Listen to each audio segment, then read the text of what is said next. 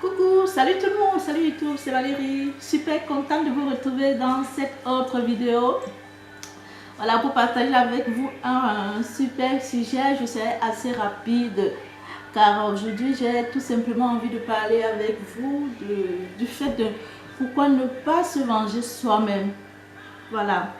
Je vous invite également à lire dans votre Bible, voilà, pour ceux qui sont chrétiens, le chapitre Samuel 1 Samuel chapitre 25 verset 26. Voilà, car avec cette histoire vous comprenez, c'est beaucoup plus clair quoi. Pourquoi est-ce qu'on ne devrait pas se venger soi-même?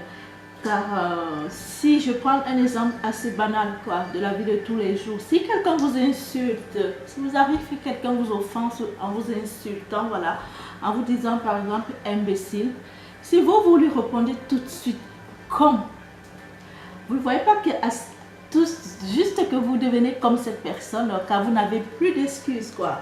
Le fait d'avoir répondu à son insulte vous place à son niveau quoi. Car si vous êtes deux personnes, voilà, pour moi je prends la chose comme ça, vous êtes deux personnes, quelqu'un d'autre qui est insensé, voilà, qui est imbécile, qui vous dit à vous imbécile, voilà.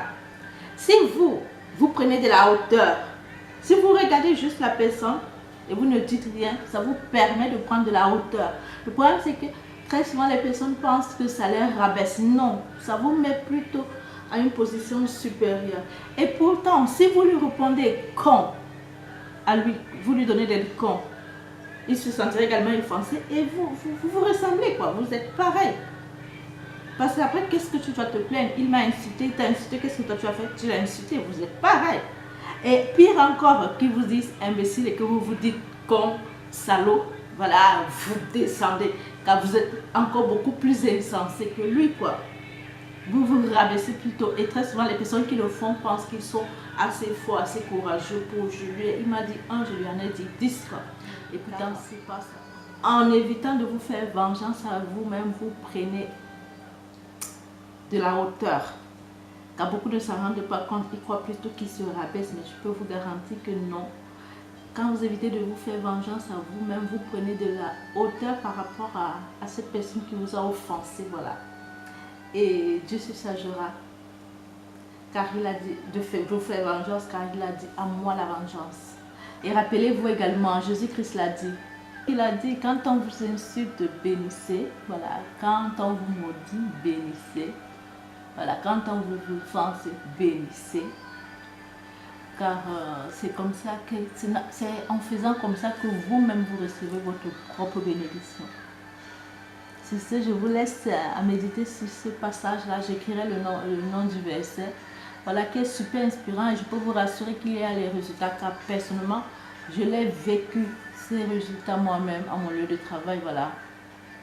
Du fait que, étant nouvelle, où je travaille actuellement, étant nouvelle, voilà, les personnes ont tendance, ils se sentent menacés quoi, par votre arrivée. Alors, ils ont tendance à vouloir vous offenser pour vous frustrer et vous faire peut-être démissionner, que je ne sais pas trop quoi. Mais vous, si dans votre cœur, si vous n'arrivez pas à le faire avec la bouche pour éviter que les personnes se sentent encore plus frustrées, vous le pensez dans votre cœur, comme moi je l'ai fait, bénissez, bénissez. Vous verrez, Dieu se chargera du reste. Et c'est vraiment super quoi. Car tout finit par venir à la lumière. Rien de caché ne restera caché. C'est un peu ça quoi. Quand vous bénissez dans votre cœur, ça finira par venir à la lumière, que votre bonté de cœur. C'est ce, je vous laisse et je vous envoie plein de bisous. Ciao, ciao.